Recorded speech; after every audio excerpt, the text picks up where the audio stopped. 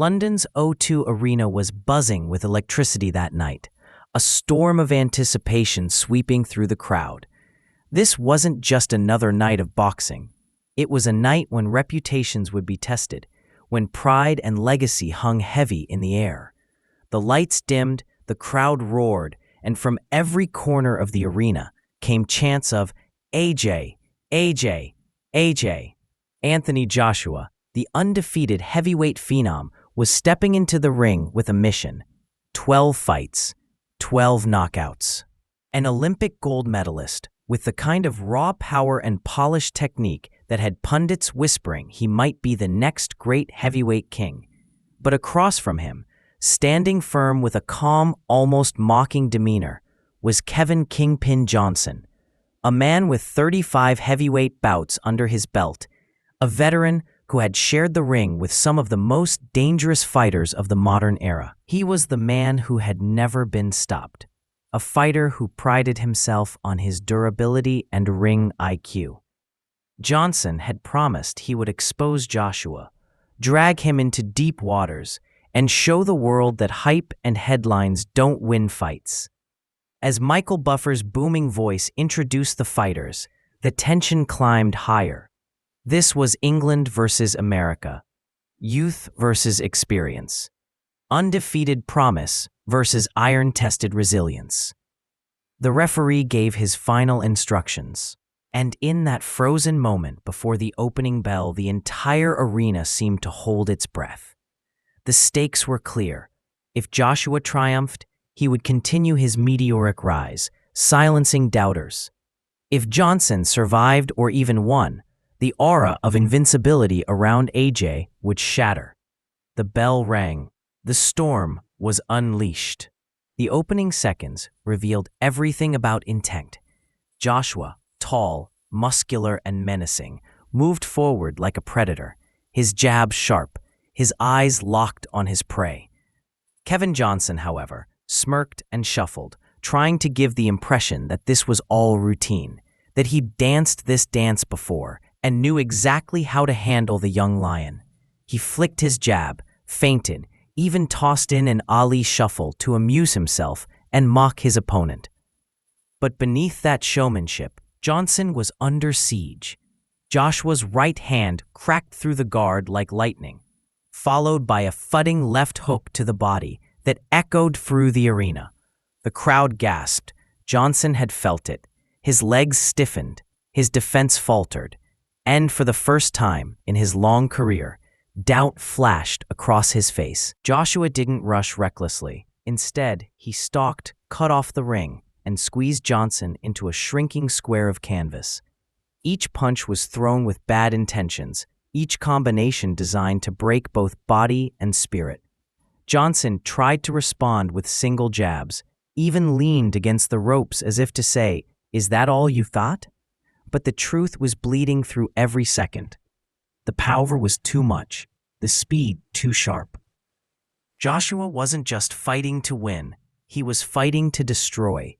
As the round ticked on, Johnson's survival skills were on full display, ducking, clinching, moving, but the momentum was unstoppable. The arena sensed blood. Then came the shot that changed everything. A blistering right hand, straight down the pipe, smashed through Johnson's defenses and rattled his skull. His body buckled, and only the ropes kept him from collapsing to the canvas. The referee stepped in, giving Johnson a standing count as the O2 Arena erupted like a volcano. Johnson, stubborn as ever, raised his gloves, nodding, pretending he wasn't hurt, but his eyes betrayed him. Anthony Joshua didn't let up. He pressed forward like a wrecking ball, hurling hooks, uppercuts, and crosses with terrifying precision. Johnson's famed durability was being shredded in real time. Every second became a question. Could he survive this round, or would the storm swallow him whole? The crowd was on its feet, sensing history. For years, Johnson had built his reputation on being unbreakable, the man who lasted with Vitaly Klitschko, Tyson Fury, and countless others without being stopped. But here, against this young, hungry lion, he looked fragile. The second round began. But Johnson was already broken.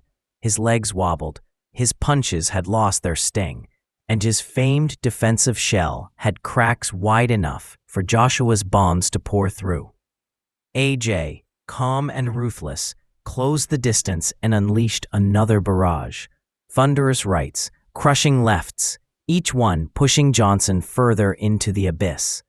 The veteran covered up desperately, throwing nothing back. His only goal now, survival. But survival against Joshua was a fantasy. A massive right hand crashed through again, shaking Johnson to his core.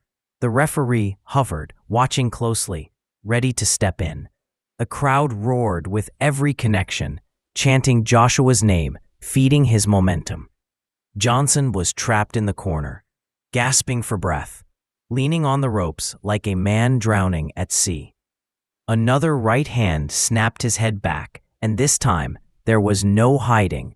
The referee had seen enough. He leapt between the fighters, waving it off. The fight was over. As Joshua's arm was raised, the O2 arena shook with deafening celebration. Johnson slumped in his corner, pride bruised, legacy cracked. For years, he had been the man who could not be broken, the test every heavyweight had to pass. But on this night, against this man, the myth was shattered. Anthony Joshua, now 13-0 with 13 knockouts, had not just won, he had sent shockwaves through the heavyweight division. Commentators spoke in disbelief. No one had ever done this to Johnson. He wasn't just beaten, he was destroyed. The cameras caught Joshua smiling, humble but hungry, a young champion with the world at his feet. The whispers turned to roars. Who can stop him? Who dares to try? From ringside experts to fans around the globe, one truth was undeniable. Anthony Joshua wasn't just rising, he was exploding into superstardom. The destruction of Kevin Johnson was more than a victory. It was a statement, a warning to the heavyweight division. There was a new king in the making.